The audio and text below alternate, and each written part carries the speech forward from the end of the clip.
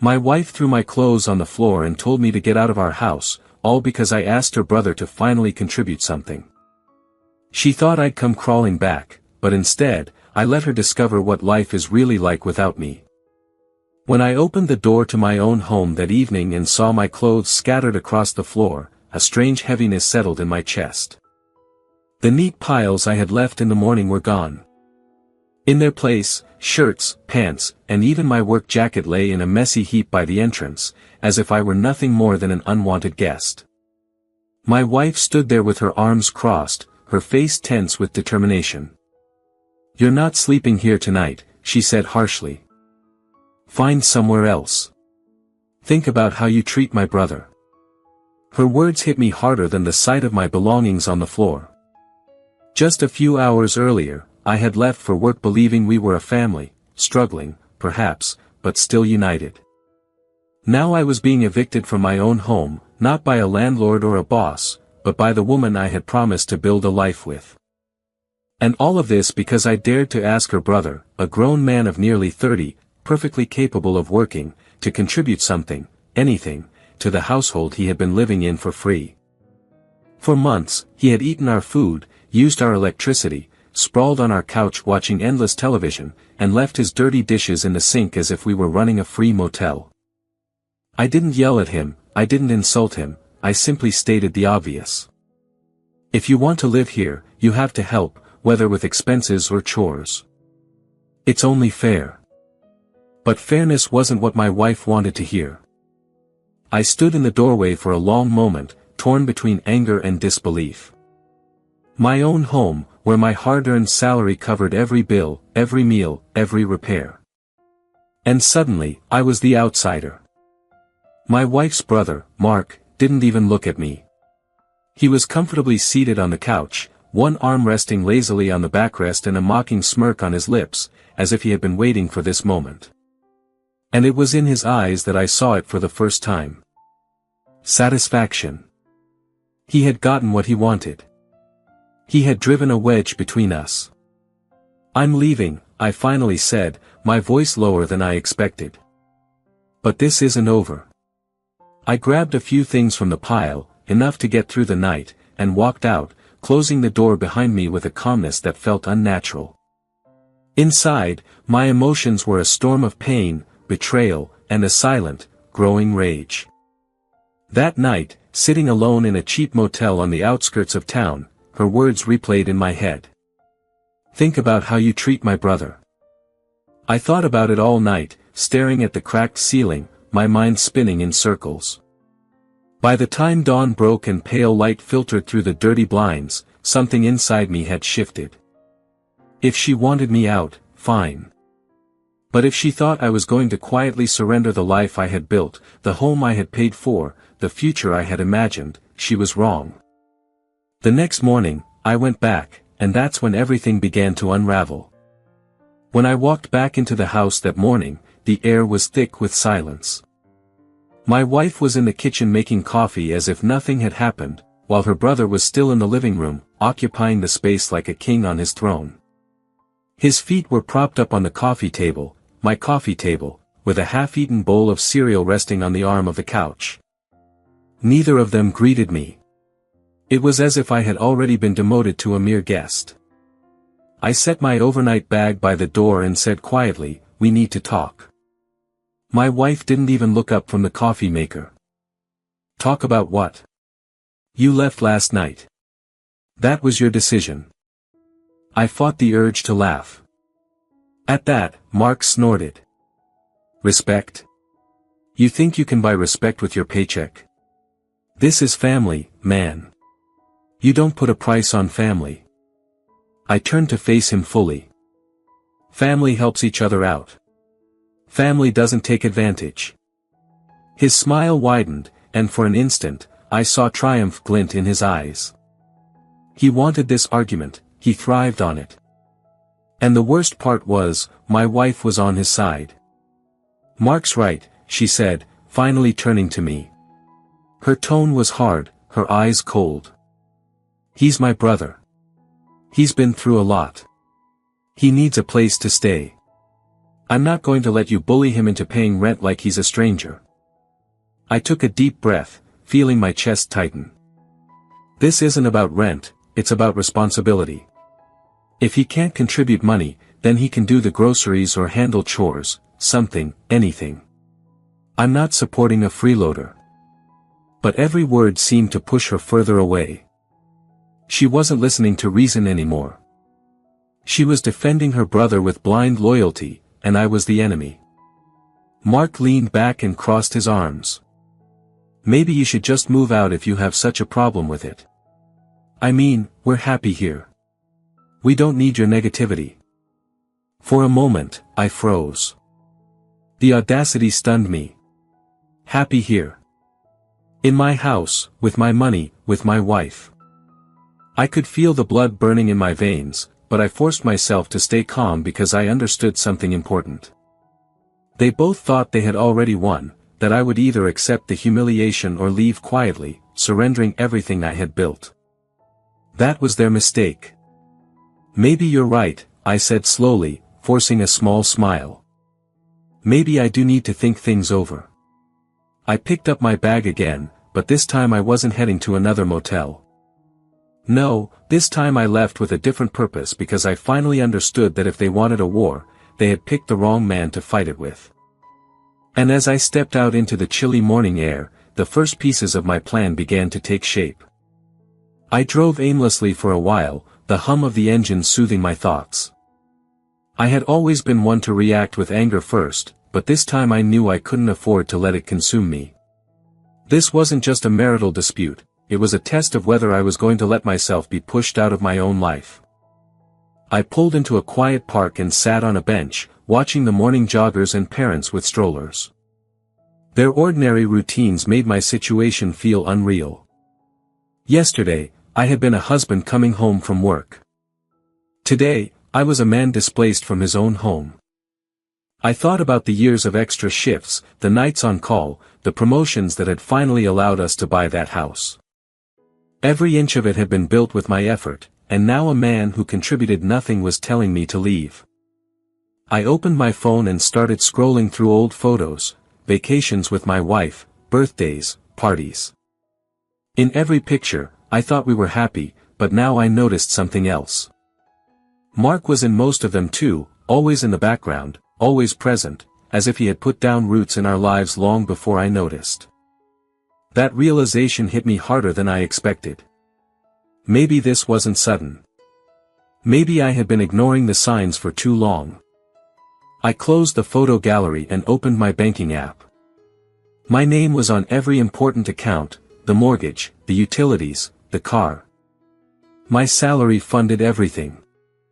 If they wanted to act like I was irrelevant, then maybe it was time for them to experience what life was like without me. That thought calmed me, gave me a strange sense of control. I didn't need to fight in the living room or shout in the kitchen. Quiet, carefully made decisions would speak louder than any confrontation. Still, a part of me ached. I loved my wife, or at least I thought I did. But love doesn't mean choosing someone else's comfort over your partner's dignity. Love doesn't mean kicking your husband out so your brother can stay. When I stood up from that bench, I was no longer the same man who had left the night before with his clothes in a bag. I was calmer, more focused. If they wanted me gone, I would show them exactly what it felt like for me to be gone. The following days felt like walking through a strange dream. I didn't return to the house immediately. Instead, I stayed in a modest rental on the other side of town. It wasn't fancy, just a small furnished apartment with creaky floors and peeling paint, but it gave me space. Space to think, to breathe, and most importantly, to plan. Every evening after work, I sat at the wobbly table with my laptop open, looking at the numbers, my salary, our joint account, the bills, the mortgage. Slowly, methodically, I began to separate what was ours from what was mine. I had always been generous, too generous. When we got married, I added her to my accounts. I gave her access to credit cards, trusting her completely. That trust had now been used as a weapon against me, but I wasn't defenseless. I still had my individual savings account, the one I had quietly maintained for emergencies. She didn't know the exact balance, but it was enough to keep me stable if things got worse. The more I analyzed, the clearer the picture became. They couldn't survive without me. The mortgage payments came from my account, the utilities were in my name, and even the grocery card was linked to my salary. My wife's income was small, just a few hours at a retail store. Her brother didn't work at all. So why did they think they could kick me out? Because they assumed I would keep paying, no matter how they treated me. That night, looking at the numbers, I understood the truth. My revenge didn't need to be loud, it didn't require shouting or slamming doors. All I had to do was step back and let reality speak for me. But before taking any drastic steps, I wanted clarity. Was my wife truly blind to what she was doing, or had she chosen her brother over me a long time ago? The next night, I went back to the house silently, at a time I knew they wouldn't be expecting me. My key still worked. The lights were on, and laughter spilled from the living room. I paused in the hidden hallway, listening. Mark's voice came first. He'll come crawling back. You'll see. He doesn't have the guts to really leave. He needs you. My wife's laugh followed. Maybe, but for once, I feel like we're in control. It's always him making the decisions, always talking about money. I'm tired of it. It's nice having you here. Her words hurt more than I expected. It wasn't just loyalty to her brother, it was resentment toward me, a resentment I never even knew was growing. I backed away silently before they could notice me. My chest was heavy, my mind racing.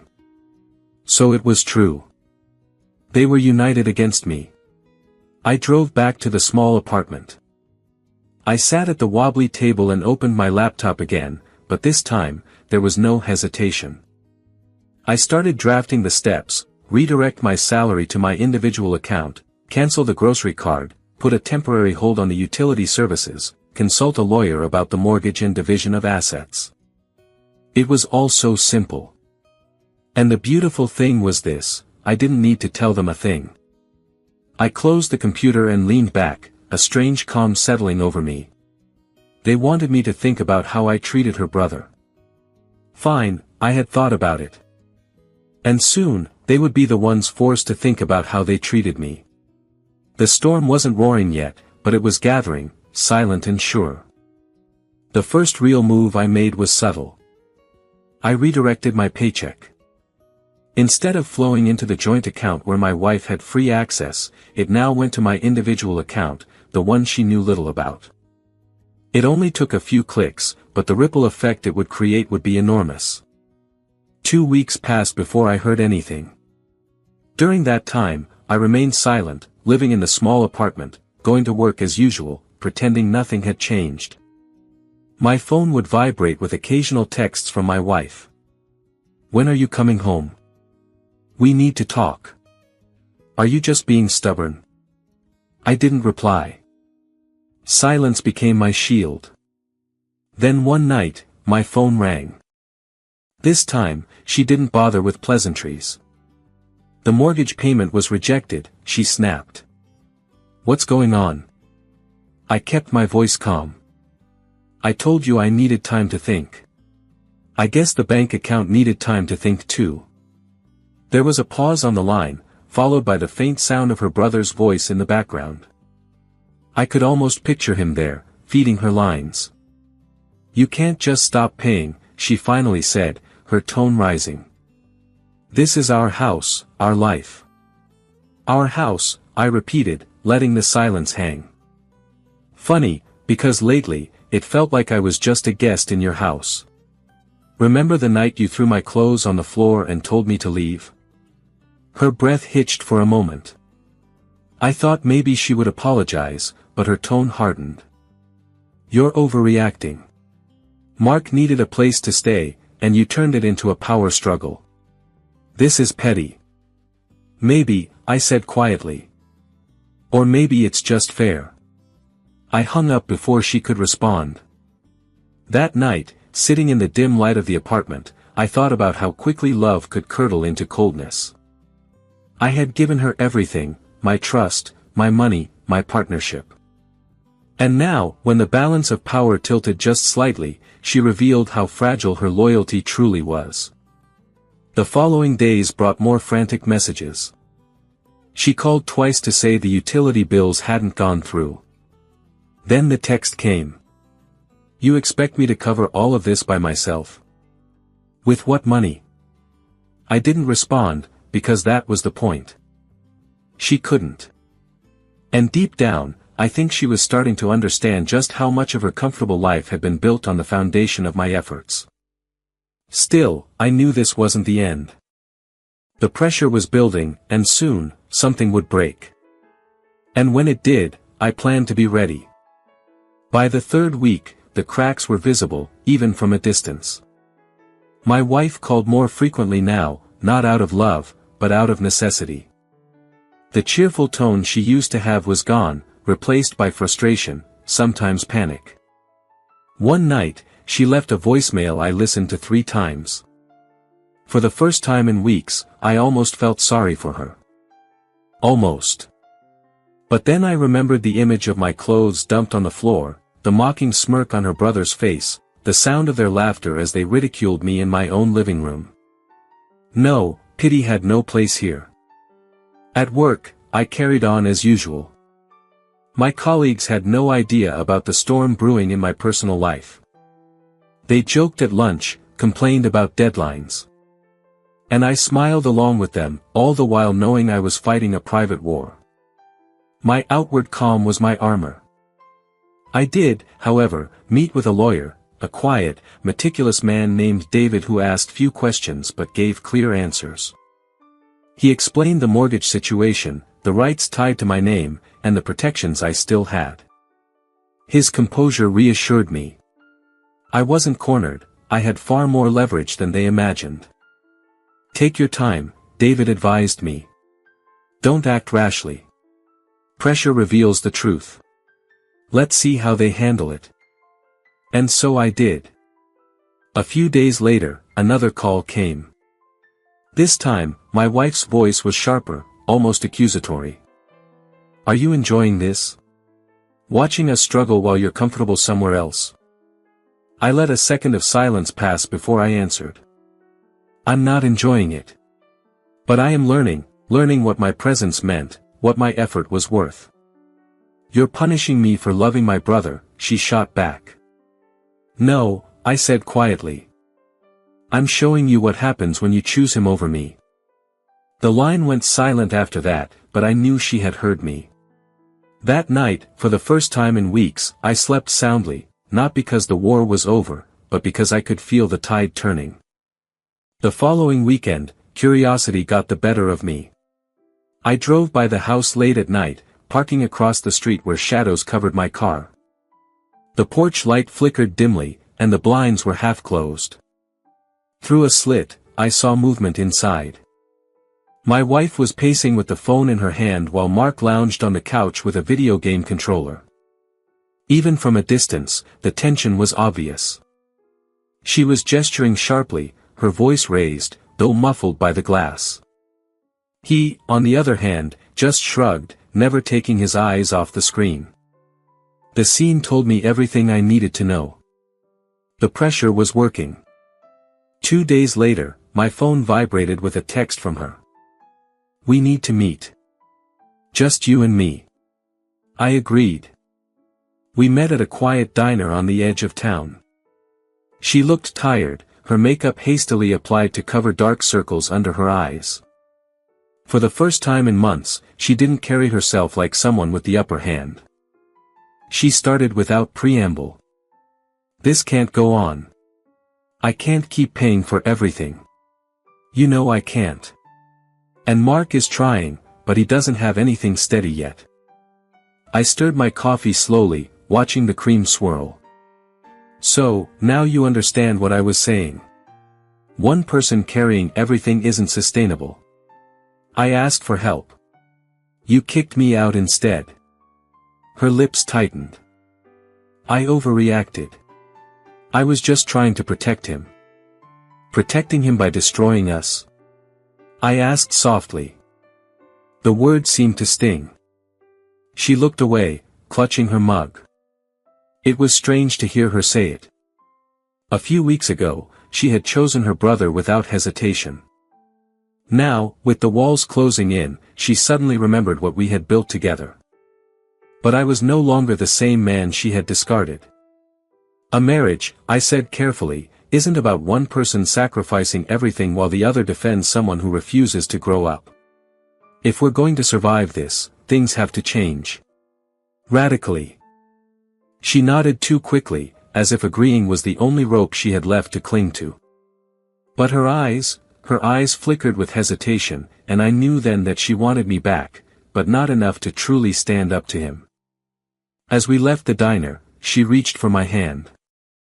I let her fingers brush against mine but didn't squeeze back, because in my heart, I already knew this wasn't about reconciliation. It was about survival. And soon, survival would demand choices she wasn't ready to make. After the meeting at the diner, I didn't rush back. I could see she expected me to follow her home, to resume my role as the provider while she clung to her brother's excuses. But I wasn't going to fall into the same trap again. Instead, I let more time pass. I had learned that silence was more powerful than any argument. A week later, she showed up at my small apartment unannounced. When I opened the door, I saw the tension etched into her face. Her clothes were wrinkled, her hair unkempt. She looked like someone who hadn't slept in days. "Please," she said simply, walking in without waiting for an invitation. "We can't go on like this. The bills, the food, the stress is tearing everything apart. Mark is still looking for a job," but, her voice trailed off, and for the first time, she didn't sound defensive. She sounded defeated. I motioned for her to sit, but my voice was not soft. "So you want me to come back and fix everything while he stays?" Her hands twisted in her lap. "He's family. I can't just throw him out on the street." "And me?" I asked quietly. She flinched but didn't answer. I leaned back, studying her. "Do you remember the night you told me to leave? You chose him without a second thought. You threw away your marriage to protect someone who refuses to protect himself. You laughed at me with him in our own living room. Do you think I can just forget that?" Tears welled in her eyes. "Money," I shook my head. "It wasn't money, it was responsibility. The roof over our heads, the lights, the food, those weren't gifts. They were the basics of life.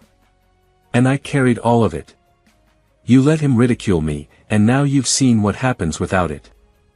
She buried her face in her hands. For a long time, the room was silent except for her muffled sobs.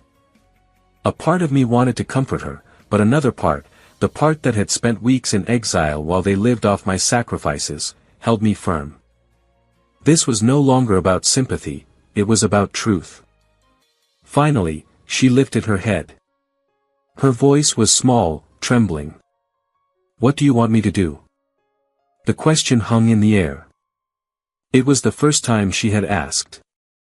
Not demanding, not accusing, but asking. I let the silence stretch, making sure she felt its weight. Then I spoke, slowly and clearly. "I want you to decide who your family really is.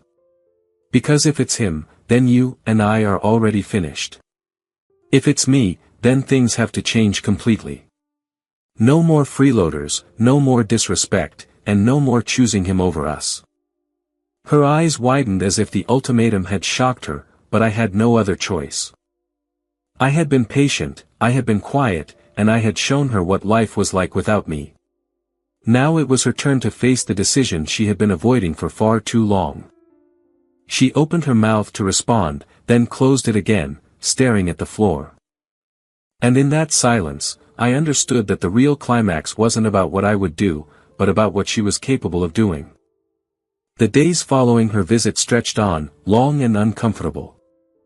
She didn't give me an answer that night, and I didn't push her.